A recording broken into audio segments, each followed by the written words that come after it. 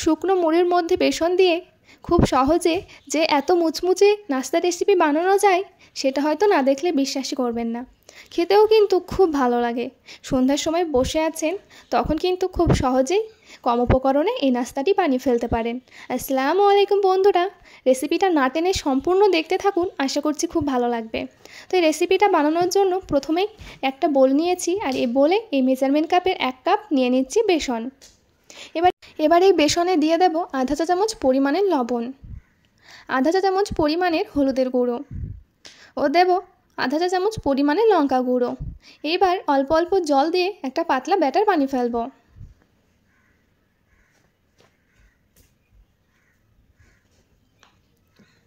তো এখানে আমার ব্যাটারটা বানানো হয়ে গেছে। ব্যাটারটা ঠিক এরকম করে বানিয়ে নিতে হবে। এইদিকে একটা কড়াই নিয়ে নিয়েছি, আর এখানে দিয়ে দেব এই বাটিটার 2 বাটি মুড়ি। তো মুড়িটা আপনারা আপনাদের পরিমাণ অনুযায়ী নিয়ে নিতে পারেন। এবার যে ব্যাটারটা বানিয়ে রেখেছিলাম সেই ব্যাটারটা দিয়ে দেব। এবার এতে দেব একটা গ্রেট করা আলু। তো আলুটাকে গ্রেট করে পরিষ্কারভাবে ধুয়ে জলটা ঝরিয়ে নিয়েছি। আপনারা এখানে আলুর পরিবর্তে গাজর বা বাঁধাকপিও ব্যবহার করতে পারেন। এবার দিয়ে দিচ্ছি 4টে পেঁয়াজ কুচি। পেঁয়াজগুলোকে এরকম পাতলা পাতলা লম্বা লম্বা করে কেটে নিতে হবে। দিচ্ছি 1 চা চামচ পরিমাণের থেতো করা রসুন, 1 চা চামচ পরিমাণের জিরা বাটা, 1 চা চামচ পরিমাণের দিয়ে দিচ্ছি আদা বাটা, দিচ্ছি 1 চা চামচ পরিমাণের লবণ, আধা চা চামচ পরিমাণের লঙ্কা গুঁড়ো। যেহেতু বেসনেও লঙ্কা গুঁড়ো লবণ দেওয়া আছে তাই এখানে স্বাদ বুঝে দিতে হবে। দিয়ে দিচ্ছি 1 চা চামচ পরিমাণের ধনিয়া গুঁড়ো, আধা চা চামচ পরিমাণের কালো জিরা, আধা চা চামচ পরিমাণের হলুদের গুঁড়ো ও দিচ্ছি আধা চা চামচ পরিমাণের চাট মশলা। এবার সব কিছু হাত দিয়ে খুব ভালোভাবে মিশিয়ে নেব।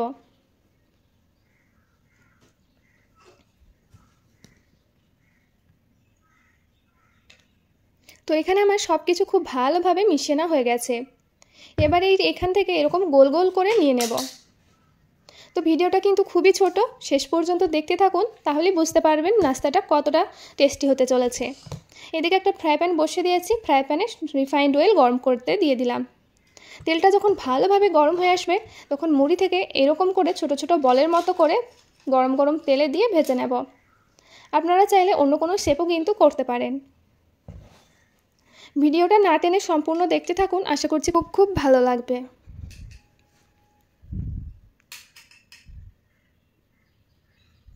তো এখানে এক এক করে অনেক কটাই কিন্তু আমি বল দিয়ে দিচ্ছি।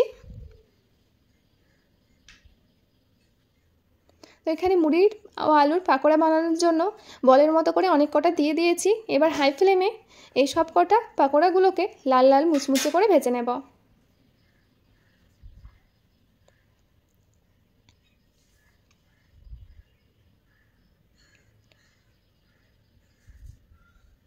তো এখানে আমার মুড়ির পাকোড়াগুলো খুব সুন্দর লাল লাল করে ভেজে নেওয়া হয়ে গেছে।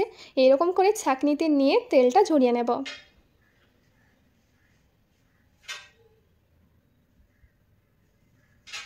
তো পাকোড়াগুলো এবার একটা প্লেটে সার্ভ করে নেব।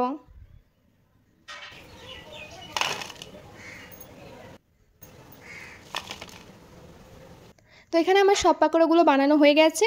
মাশাআল্লাহ, এটা দেখতে যতটা সুন্দর হয়েছে খেতেও কিন্তু অসম্ভব মজাদার হয়েছিল। ওপর থেকে যেমন ক্রিসপি, ভেতরটা ঠিক তেমনই টেস্টি। আপনারা বাড়িতে অন্তত একবার এরকম করে ট্রাই করে দেখবেন, খুবই ভালো লাগবে। বাড়ির প্রত্যেকে খুব পছন্দ করবে। আর বাড়িতে অন্তত একবার বানিয়ে আমাকে কমেন্ট করে জানাবেন যে কেমন হয়েছিল। ভিডিওটা ভালো লেগে থাকলে ভিডিওটিতে লাইক করে দিন ও কমেন্ট শেয়ার করে দিন।